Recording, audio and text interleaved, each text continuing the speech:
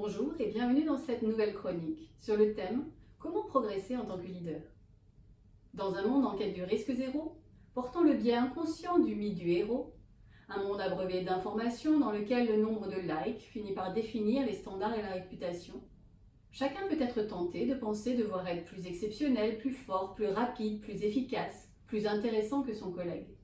Pourtant, comment bâtir des relations de confiance et de solidarité, de collaboration effective sur de telles apparences? Comment avoir en effet envie de donner le meilleur de soi pour quelqu'un qui donne une image de lui-même, ne sait pas montrer qui il est en vérité, ni ses forces ni ses limites, quelqu'un dont les actes quotidiens ne reflèteraient pas le discours et les volontés affichées? Et comment demander aux équipes de progresser sans cesse si on ne montre pas soi-même l'exemple? L'authenticité, l'humilité, l'exigence bienveillante envers soi-même et envers les autres deviennent ainsi au contraire des repères, des forces.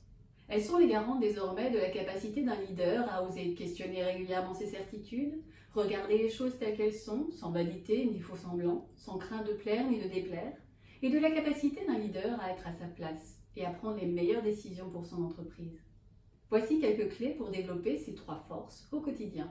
Clé numéro 1, prendre le pouls du terrain. Rien de pire qu'un leader engoncé dans un costume trop étroit, ou isolé dans sa tour d'ivoire, de peur qu'on lui révèle des problèmes qu'il n'a pas envie d'entendre et qui pourraient desservir son avenir.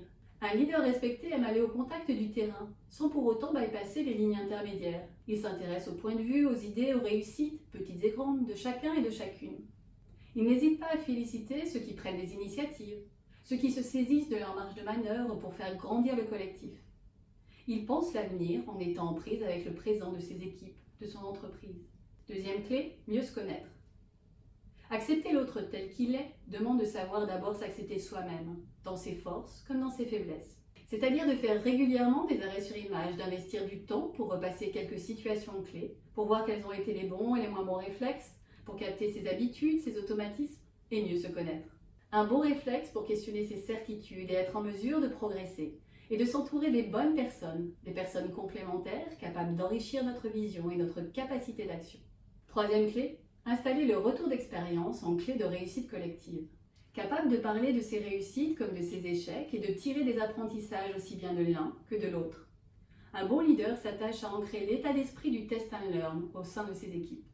La critique constructive, le retour d'expérience, le feedback authentique et basé sur des faits sont autant de fondamentaux qui, à ses yeux, sont garants des succès futurs. C'est pourquoi il pose clairement une règle d'or avec ses équipes. Ne pas oser, c'est déjà échouer. Et ne pas apprendre, c'est se limiter. Et vous, comment questionnez-vous vos certitudes ?